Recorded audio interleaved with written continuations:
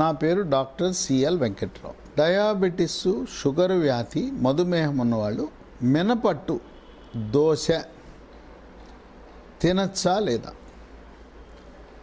దోశ తినచ్చు, మినపట్టు తినచ్చు, కానీ మనం తయారీ విధానంలో కొన్ని మార్పులు చేసుకోవాలి. ఈ మసాలా దోశలో లోపల బంగాళదుంప, పొటాటో, ఉర్లగడ్డతో చేసిన కూర పెడతారు లోపల. షుగర్ వ్యాధి ఉన్నవాళ్ళు బంగాళదుంప,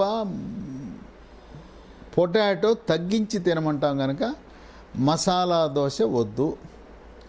ఒకవేళ మీరు కావాలనుకుంటే ఈ పొటాటో బదులుగా క్యారెట్టు, బీట్రూట్లు, లేదు పచ్చి బఠానీలు లాంటివి దాన్ని ఉపయోగించవచ్చు మసాలా తయారు చేయడానికి. అంతేగాని పొటాటో మాత్రం ఉర్లగడ్డ లోపల పెట్టద్దు. ఇక తయారు చేసేటప్పుడు సాధారణంగా దోశ, మినపట్టు అంటే మినపపిండితో పాటు బియ్యపు పిండి కలుపుతారు. ఈ బియ్యపు పిండి కలిపినప్పుడు షుగరు పెరిగిపోతుంది. అందుచేత బియ్యపు పిండి కలపద్దు.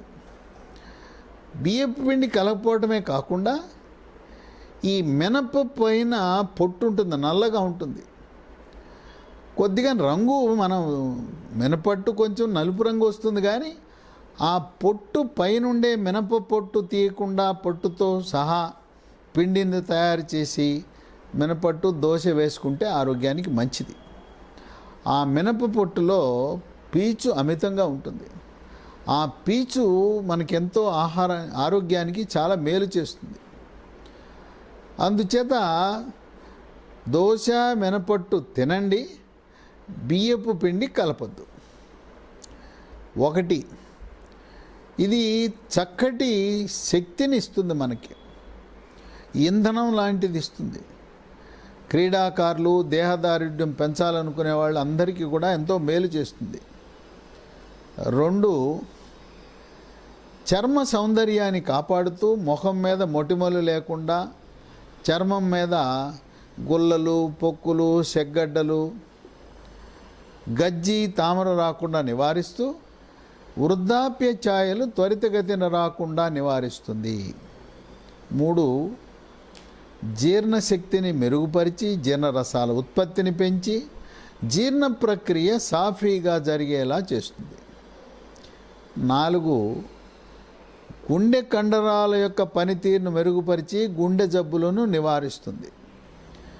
దానికి కారణం దీంట్లో ఉండే మెగ్నీషియము, ఫోలిక్ యాసిడ్. 5, ఇది పురుషులలో మగతనాన్ని పెంచుతుంది. ఈ మినువులు మగతనం ఎలా పెంచుతుంది? వృషణాల నుంచి పురుష హార్మోన్లైన టెస్టోస్టెరోన్ల ఉత్పత్తి పెంచుతుంది. అంతేకాకుండా వీర్య కణాల సంఖ్యను పెంచుతుంది. అంగస్తంభనము కొంచెము వీక్గా ఉన్న వాళ్ళకి తోటకూర కాడలా ఉండేదాన్ని ఇనుప రాడ్లా తయారు చేసి శీఘ్ర స్ఖలనాన్ని నివారిస్తుంది. రతి క్రీడలో ఎక్కువసేపు పాల్గొనేలా చేస్తుంది ఈ మినపప్పు. దానికి ఉన్న పట్టుత్వం అది. తర్వాత భార్యాభర్తలు రతి క్రీడలో ఎక్కువసేపు పాల్గొని భావప్రాప్తి పొందటానికి, ఆ విధంగా మగతనాన్ని పెంచటానికి, తర్వాత పిల్లలు ఎవరికన్నా పుట్టట్లేదంటే వీర్య కణాలు సంతృప్తిగా వృద్ధి చెందటానికి కూడా దోహదపడుతుంది. 6, బాలింతలకి వక్షోజాల నుంచి శిశువుకి సరిపడా పాల ఉత్పత్తి పెంచడానికి ఉపయోగపడుతుంది. 7, క్రీడాకారులకు, యువకులకు, దేహదారుఢ్యాన్ని కాపాడుకునే వారికి కండపుష్టి కోసం ఇది కండలు పెంచుకోవటానికి కూడా బాగా పనికొస్తుంది. 8, ఎముక పెళుసుదనాన్ని తగ్గించి ఎముక పటుత్వంకి ఉపయోగపడుతుంది. పిల్లలు, చిన్నపిల్లలైతే ఎత్తు పెరగటానికి దోహదపడుతుంది. 9, దీంట్లో పీచు పదార్థం ఉంటుంది. ముఖ్యంగా మినుములపై ఉండే పొట్టుతో సహా దోశను వేసుకుంటే మలబద్ధకం పోయి మొలలు, అరిసె మొలలు, పైల్సు, మూలశంక రాకుండా నివారిస్తుంది. 10, కేశ సౌందర్యాన్ని కాపాడుతూ వెంట్రుకలు నల్లగా ఒత్తుగా ఉండేలా చేస్తూ మహిళలకు బాగా పొడుగు పెరిగేలా దోహదపడుతుంది, సహాయపడుతుంది.